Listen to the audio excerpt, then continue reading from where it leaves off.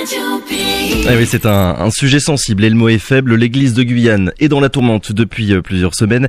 Emmanuel Lafont, évêque émérite de Cayenne, est accusé notamment d'abus sur un jeune migrant haïtien. Le Vatican a donc ouvert au début du mois d'avril une enquête canonique pour vérifier ces accusations. Dans la foulée, un administrateur apostolique, Monseigneur Dubost, est arrivé en Guyane il y a 2 semaines. Monseigneur Dubost qui est avec nous ce matin, bonjour. Bonjour. Merci beaucoup d'être avec nous, d'avoir accepté notre invitation. Déjà, on va commencer pour que tout le monde comprenne bien qui vous êtes et comprenne bien votre présence en Guyane. Administrateur apostolique, ça veut dire quoi exactement? Un administrateur apostolique, ça veut dire que je suis l'évêque, mais un évêque intérimaire. Intérimaire. Voilà. C'est-à-dire que j'ai toute la responsabilité de l'évêque, mais je sais que mon mandat se terminera dans quelques mois par la nomination d'un véritable évêque qui restera un certain temps.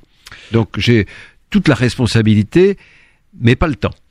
Entre 2019 et 2020, vous aviez travaillé à Lyon en tant qu'administrateur apostolique, également dans un autre contexte difficile, très difficile, même avec l'affaire du cardinal Barbarin. Vous êtes, Monseigneur Dubost, le monsieur crise de l'Église?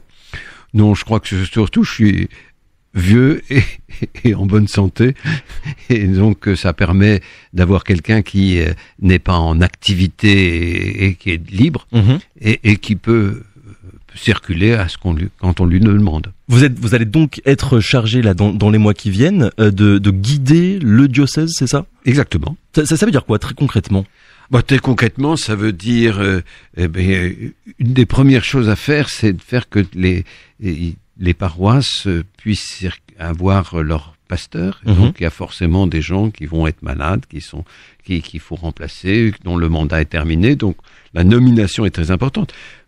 Ça veut dire que je vais ordonner un prêtre. C'est peut-être une nouvelle qu'il faut dire ça à vos auditeurs, c'est que le 27 juin à la cathédrale, je vais ordonner un jeune prêtre, Jonathan, et ça sera une grande fête pour tout le diocèse. Voilà. Donc ça, et puis ça veut dire il y a évidemment des problèmes économiques, des problèmes pastoraux, de formation, etc. Donc il y a beaucoup de gens qui font des choses très bien. Moi, mon métier, si je vous ose ainsi dire, c'est de les coordonner. Moi, je suis très très admiratif, pas de tout, parce que même en Guyane, il y a du péché originel, mais je suis très admiratif de l'Église en Guyane. Elle est très dynamique, et il y a beaucoup d'endroits où beaucoup de gens font des choses tout à fait extraordinaires, des prêtres, des diacres, des laïcs. Et peut-être que un de mes rôles, c'est de faire prendre conscience de cette richesse. Je trouve qu'on se plaint beaucoup et qu'on n'a peut-être pas conscience qu'il y a quand même une vraie richesse. Alors malgré tout, si vous êtes avec nous ce matin, c'est pour revenir aussi sur les choses qui sont un petit peu plus désagréables. Il faut le préciser, il y a une enquête judiciaire qui est en cours pour abus de faiblesse et harcèlement moral à l'encontre de Monseigneur Emmanuel Lafont. Le Vatican, je l'ai dit, a également confié une enquête canonique à Monseigneur David Macaire, l'archevêque de Fort-de-France. Pourquoi l'Église, pourquoi le Vatican a décidé de mener lui aussi sa propre enquête? Mais parallèlement à celle de la justice? Non, c'est pas parallèle. Je vais dire que le Vatican a décidé avant la justice, ou au moins avant que la justice se mette vraiment en branle. Parce que il y a des accusations, il y a une présomption d'innocence, mais on peut pas vivre dans cette espèce de flou. Et donc, il est très important de voir ce qui s'est passé et puis de faire la vérité. Il n'y a que la vérité qui peut nous sauver. Je vais dire, je ne la connais pas, je ne sais pas, j'entends des avis très différenciés.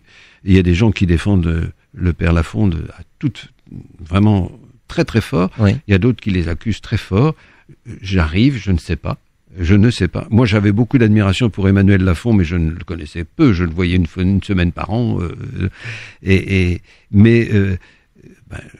je crois qu'il y a que la vérité qui peut nous sauver. Et donc, c'est très important que cette vérité se fasse. Et donc, l'Église a fait une enquête.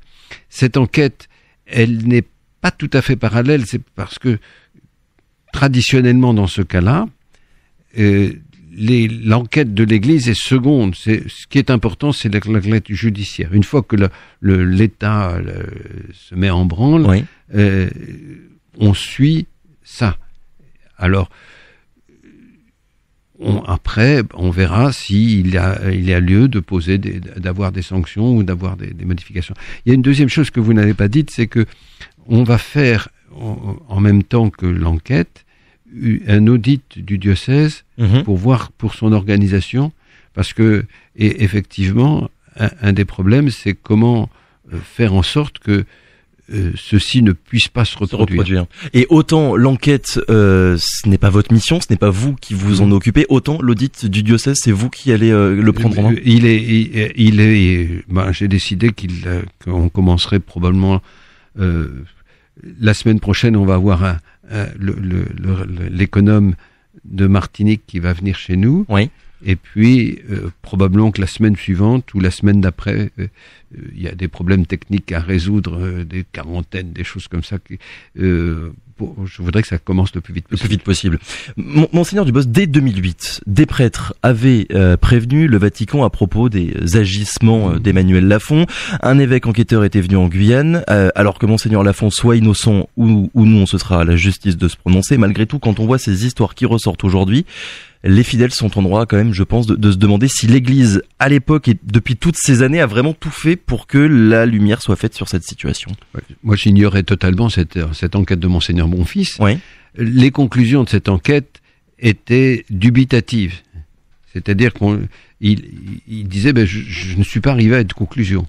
Et on a plutôt fait confiance que pris des sanctions qui ne s'imposait pas puisque c'était dubitatif. On a trop fait confiance, selon vous ? Je n'en ai pas d'idée. Je suis simplement... je pense que il y a un certain nombre de précautions qu'aurait dû prendre Monseigneur Lafont et qu'il n'a pas prises. Le départ justement de Monseigneur Lafont, selon le journal La Croix qui a fait une longue enquête à ce propos, c'est tout de même fait ce départ dans des circonstances un peu particulières, de tension. On raconte que des prêtres ont boycotté sa messe de départ, que des fidèles ont refusé de prêter les locaux à la paroisse à Emmanuel Lafont pour sa cérémonie d'adieu. Vous comprenez ces tensions, vous sentez ces tensions depuis que vous êtes arrivé également en Guyane et dans le diocèse ? Alors, je comprends que la situation était antérieure et m'échappe, hein, ça c'est clair. Mais par contre, ce que je crois, c'est que aujourd'hui tout le monde veut tourner la page, et que ce que je vois, c'est qu'il y a quand même une très grande volonté de vivre, et il me semble que cette volonté est belle. Et donc, il faut faire la vérité, ça c'est clair. Il faut peut-être se réorganiser de manière à ce que des choses semblables ne puissent pas se passer. Se réorganiser, ça veut dire quoi précisément ? Je veux dire, par exemple, est-ce qu'il faut quel type de conseil faut-il autour de l'évêque ? Comment Monseigneur Lafont me semblait être un peu seul. Un peu seul. Oui, voilà. Donc comment faire ? Et puis repartir et vivre, parce que après tout, pour dire ça en vocabulaire chrétien, on est tous pécheurs. Et même nos mères ou nos grands-mères peuvent avoir fait des choses épouvantables, on les aime et on les aime comme elles sont, mais il nous faut vivre. La seule manière de dépasser un événement comme ça, c'est vivre. Et il me semble qu'il y a une soif spirituelle en Guyane que je ne trouve pas en métropole et que je trouve très belle, et il me semble qu'il faut surtout que nous soyons attentifs à cela. Il faut, me semble-t-il, que nous retrouvions le chemin de la jeunesse. Il me semble qu'il faut que nous retrouvions le chemin de l'unité entre des groupes différents qui sont très différents les uns des autres.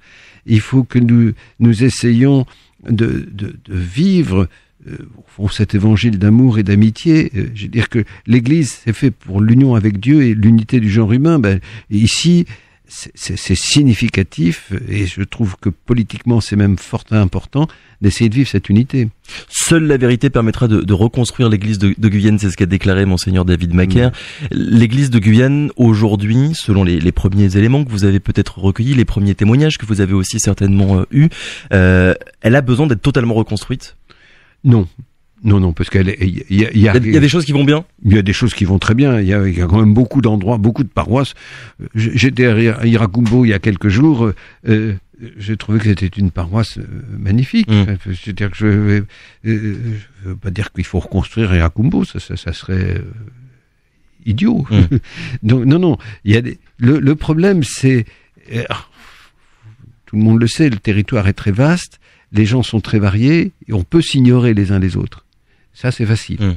Et donc le problème, c'est de construire l'unité. Ça, il y a un vrai travail là-dessus, et l'affaire qui nous occupe là n'a pas favorisé cette unité. Donc il faut retravailler cette unité. Mais construire l'unité, ça passe par quoi? Ça passe par quel geste? Ça passe par quelle décision? Eh ben, je pense qu'il y a beaucoup de gens qui auront des idées. Je commence à avoir les miennes, mais ça c'est un peu trop tôt pour en parler. Ce que je sais, c'est que le but est là, et que, en particulier, moi je compte beaucoup sur, à très court terme, sur cette ordination d'un jeune prêtre pour être un lieu de rassemblement important. Alors, si Madame la Covid nous permet. Monseigneur Dubos, dans une interview que vous avez donnée à nos confrères de KTO, vous avez reconnu que la situation était difficile, mais que les raisons, je vous cite, de ces difficultés vous échappaient un petit peu. Alors vous êtes arrivé en Guyane que depuis quelques jours, mais est-ce que vous commencez progressivement à y voir un petit peu plus clair? Oui, je veux dire, ce qui m'échappe, c'est exactement ce qui s'est passé. Oui. Moi, à l'heure actuelle, je n'ai pas d'idée sur ce qui s'est passé. J'entends les uns et les autres, et je n'ai pas d'idée. Je pense qu'il y a eu probablement des imprudences, ça c'est certain, mais en même temps, je ne sais pas ce qui s'est passé. Et je plaide toujours pour la présomption d'innocence. Cela dit, il me semble que ce qui s'est passé ne se serait pas passé s'il y avait eu davantage d'organisation. Voilà. Ça c'est ce qui ressort des premiers témoignages que vous avez pu recueillir. Pour le moment, c'est ce que j'éprouve. Vous avez commencé ou pas à aller un petit peu partout en Guyane, à la rencontre des fidèles, des prêtres? Non, pratiquement non. J'ai essayé de rencontrer les prêtres tous ensemble.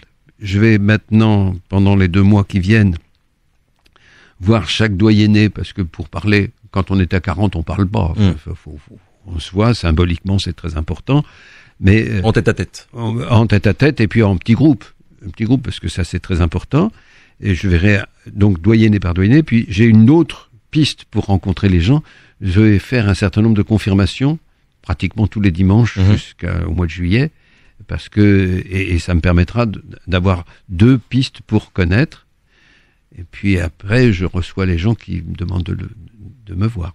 Alors, depuis le départ de Monseigneur Lafond, on l'a dit, la Guyane n'a toujours pas d'évêque. Nous avions reçu, il y a quelques mois, avant l'éclatement de cette affaire, Emmanuel Lafond, qui nous avait expliqué la procédure de nomination d'un évêque, une procédure qui peut être longue. Là, ça fait quand même 6 mois. Est-ce que vous avez des informations concernant le successeur d'Emmanuel Lafond? Comme probablement Emmanuel Lafond vous a dit, en gros, généralement, une nomination, ça prend entre 6 mois et 1 an. D'accord. Donc on pourrait être dans la phase où une nomination peut arriver assez vite. Il me semble, mais je n'ai pas d'éclairage là-dessus, il me semble que on va attendre probablement pour qu'il y ait nomination que la tension baisse un peu et que